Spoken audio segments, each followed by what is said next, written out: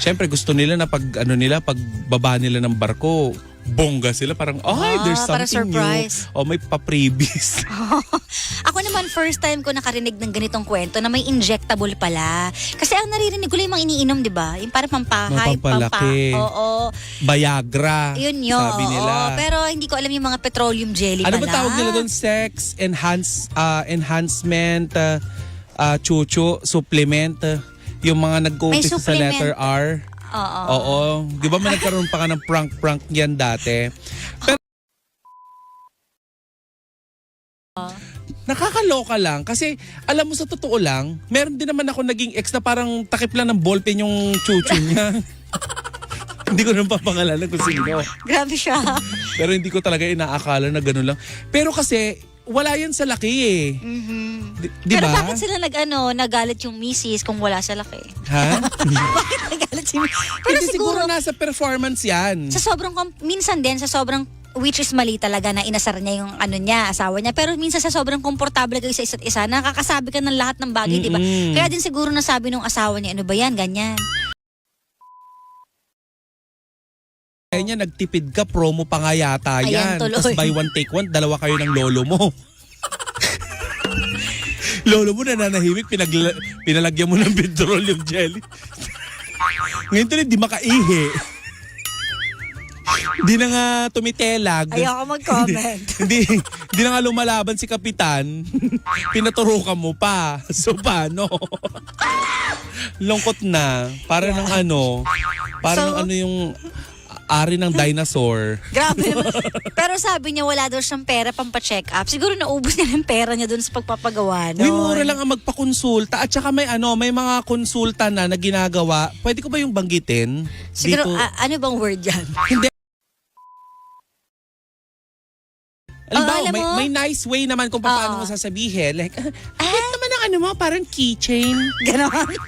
Oo, di ba mas okay yun? Actually, depende rin talaga kung paano mo sinasabi sa isang tao yung May masasakit kumari na akong bagay. ganyan, Mare. Ganon din siya magsalita?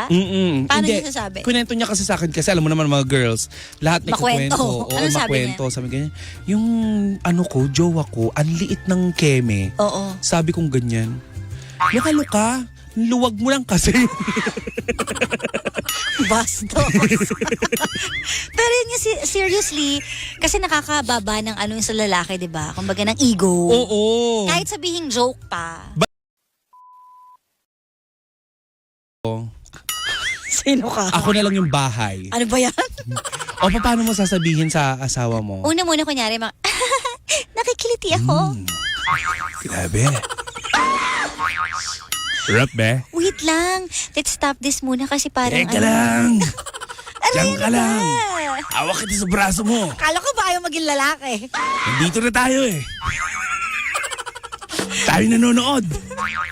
Hindi, pero seriously nga. Hindi nga paano mo Nakikiliti paano mo nga. Hindi ko rin alam actually. Di mo masabi na, di ba, ang Hindi ko rin alam. hirap. Ang hirap talaga sabihin pag ganun. So Kasi siguro, sa sobrang... Upuan mo. I mean, Upuan mo?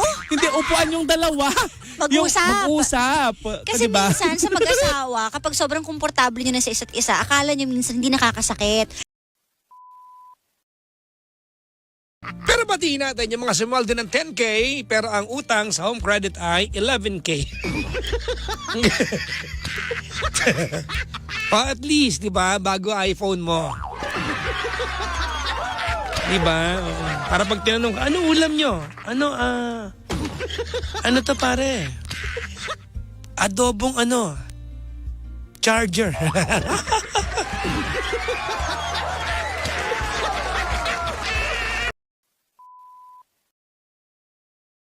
Ako mga pangga, maganda araw ko. No? Oo. Medyo productive ngayong araw na to. No? Marami na-accomplish.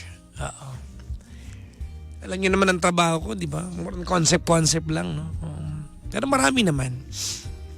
At higit sa lahat, nag-catch up ako sa balita sa Pilipinas. Ang daming balita sa bansa natin ngayon, ano? Oo, no? Abala ang gobyerno sa mga investigasyon. Naku, dapat maimbestigahan lahat ng korap.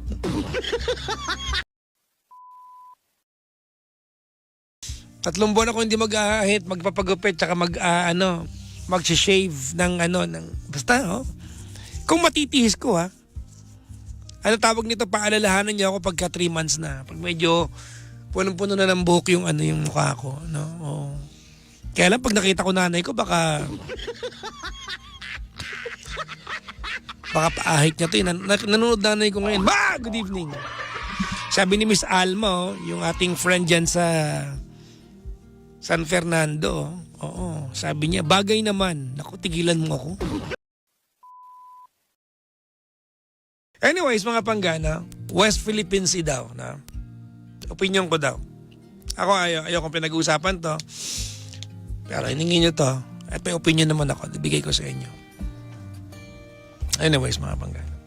First of all, gusto kong batiin po lahat ng mga sailors natin, mga marines natin, mga kasundaluhan natin, lahat ng armed, lahat ng miyembro, non-uniform and uniformed personnel po ng Armed Forces of the Philippines. You're doing a great job.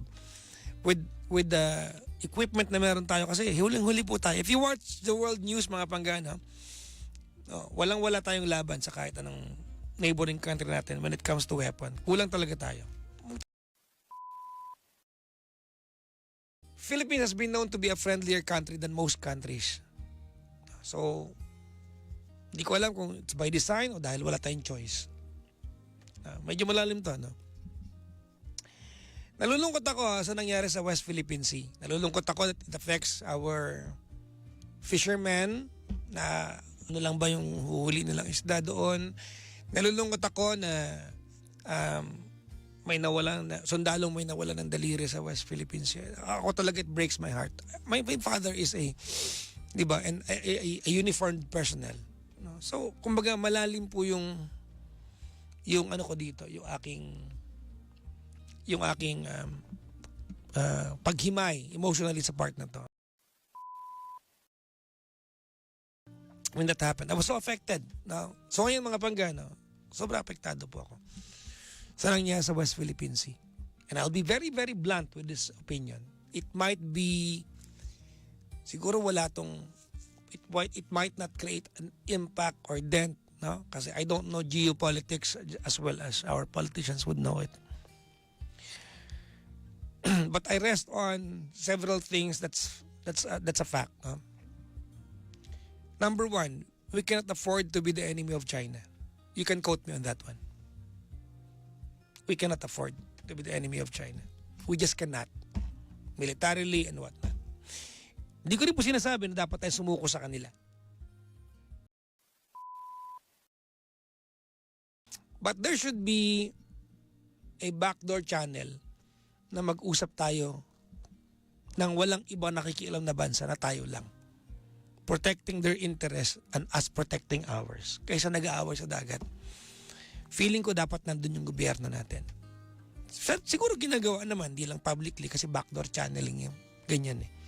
Ibig sabihin, it's something that's done by several officers nang hindi pinapublic. It's called backdoor channeling. Papa Jackson, bakit yun ang opinion mo? Because I respect the fact that no matter what happens, there's no getting rid of China. Dagat lang pagitan natin eh. So instead na nag-aaway sa dagat, sana nakausap natin sila. At feeling ko pwedeng gawin yan. At feeling ko naman gusto ng government natin gawin yan. Baka hindi lang natin alam publicly. Diba? Feeling ko, ano? Other than that, mga panggana, eto magiging honest ako. Other than that, hindi ako naniniwala na kung sakaling ako personal ko to, na kung sakaling magkakasigalot dyan, nations promising us with support will be there all through the end. Balikan niyo po history natin. Tingnan niyo po yung mga bansa na sumakop sa atin. Idugtong niyo po sa pangyayari ngayon. We have to learn from history. So tingnan natin yung part na yun. Some of these countries do not have our interest at heart. Only us will have our interest at heart. Tayo lang yan. No? Yung China, you can expect them to protect their interests and you can expect we are going to fight for our interests to the death. Pero hindi dapat umabot nun.